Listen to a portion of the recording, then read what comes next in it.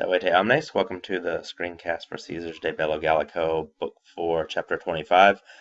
Here the invasion of Britain continues, and we learned in the previous chapter that the men are a little bit timid because they're having to jump down into the water. It's hard to hold position, they're having to fight when they don't know the location, and their enemy is there on shore, able to attack them from dry land. So they had been a little reluctant to jump in. So, quod ubi Caesar animad vertit. So, and when Caesar noticed this, that they were holding back, they were being a little timid, he now it's longest use it. All right, so we have to go all the way down here to get our main verb. So Caesar ordered the long ships, of which both the species, the appearance, was rather unusual for the barbarians, and whose motion was more unencumbered for use or for sailing, right? Because remember, they had come over on the cargo ships, and so now they're going to try to use the long ships to maneuver better.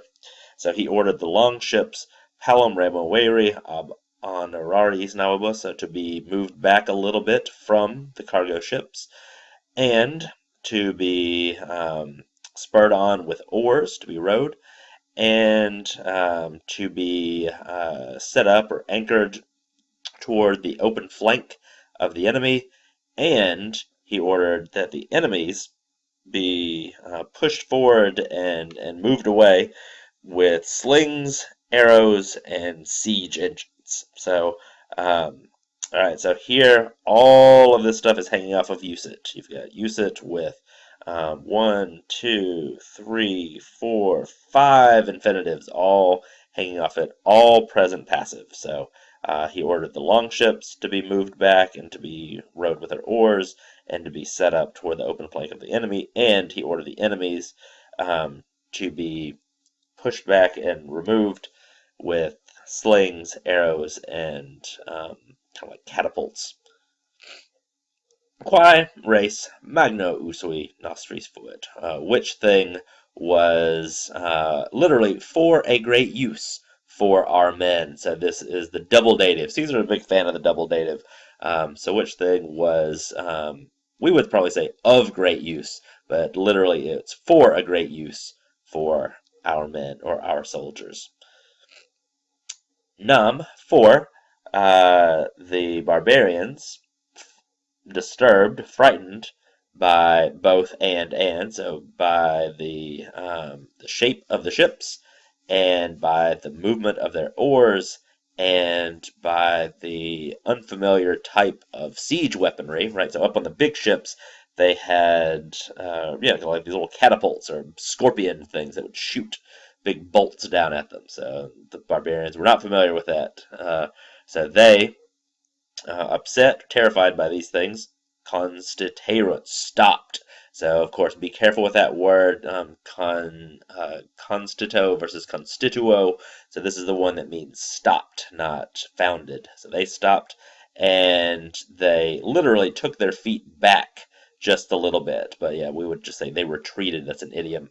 They retreated just a little bit. Paulomodo. Atque, all right. So here it starts to get exciting. So, and nostris militibus cunctantibus. So with our soldiers hesitating, with the pap there, ab.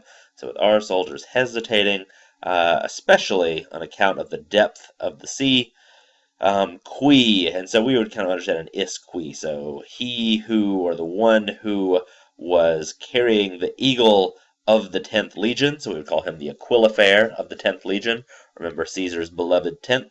So the one who was carrying the eagle of the 10th Legion, having contestatus deus, having kind of called the gods to witness, so that this matter should turn out favorably, fortunately, for the Legion. So having prayed to the gods that this matter turn out favorably for the Legion, said, De salite milites nisi vultus aquilam hostibus prodere, ego certe meum rei publicae aquae imperatori officium praestitero. So, pretty BA. He said, "Jump down, soldiers, unless you wish to betray or to lose the eagle to the enemies. I, for sure, will have shown my duty, meum officium, to the Republic and to my commander." Um, when he had said this with a loud voice, "Se ex navi projecit," he threw himself from the ship, and he began to carry the eagle into the enemies. All right, so the Aquilifair, he is carrying the legionary standard for the entire legion, an eagle, and to lose this was incredibly disgraceful. And so to motivate the men, he is showing why they picked him for the job, right? He has got a lot of courage. So tells them to jump down, men, unless you want to lose this eagle, to betray it to the enemies. Notice, even in the heat of the beginning of the battle, this Aquilifair still has some time to be artful.